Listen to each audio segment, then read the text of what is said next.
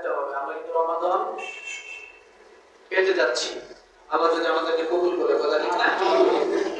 বাক্কা নিয়ত করি যে আল্লাহ যেন আমাদের সকলের নসিবে রমাদান নসিব করে, কথা ঠিক না?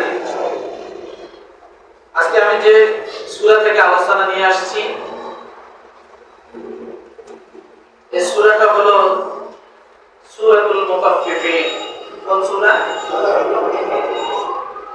এখানে একটা আয়াতের আলোকে আল্লাহ সুবহানাহু ওয়া তাআলা অনেকগুলো বর্ণনা দিয়েছেন। সুবহানাল্লাহ বলেন। সুবহানাল্লাহ। এটার সঙ্গে আমি যোগ করেছি রমাদানের নিখুঁত আয়োজন। আল্লাহ সুবহানাহু ওয়া তাআলা এই সূরা 22 নম্বর আয়াত থেকে নিয়ে শুরু করে বেশ কয়েকটি আয়াতে আল্লাহ তাআলা এক শ্রেণীর মানুষের নিয়ামতের কথা বলেছেন যে তোমরা যদি একটি কাজ করতে পারো, আমি আল্লাহ তাআলা তোমাদের জন্য এত এত পরিমাণ নিয়ামত রেখে দিয়েছি, রিজার্ভ করে। কাজ কয়টা? একটা। সে কাজটা কি? কাজটা হলো রমাদানের জন্য কি প্রস্তুতি নেওয়া। কাজ কয়টা? একটা। রমাদানের জন্য প্রস্তুতি নেওয়া। তাহলে একটি কাজ রমাদানের জন্য যদি আমরা প্রস্তুতি নিতে পারি, তাহলে আল্লাহ সুবহানাহু ওয়া তাআলা আমাদেরকে কি দিবেন সামনে বলতেছি।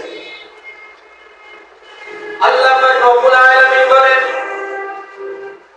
ইন্নাল আবরারা লাফি নাঈম আলাল আরাইকি ইয়ানজুরুন তা'রিফু ফি বুজুরিহিম নাদারাতান নাঈম।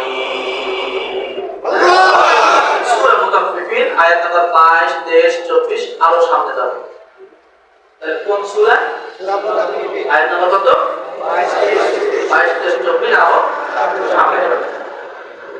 রব্বুল আলামিন ডাক দিয়ে বলেন,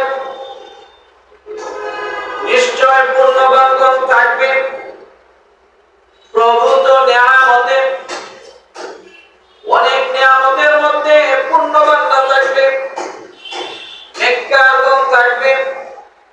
আল্লাহ তাআলা তাদেরকে অনেক নিয়ামত দান করবেন। রব্বুল আলামিন একমাত্র নেককারদের জন্য আল্লাহ নিয়ামতের ঘোষণা দিয়েছেন।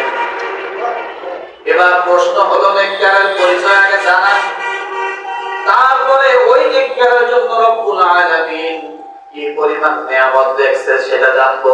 ঠিক বলা ঠিক কিনা? আল্লাহ তাআলা নেককারের পরিচয় দিতে যায়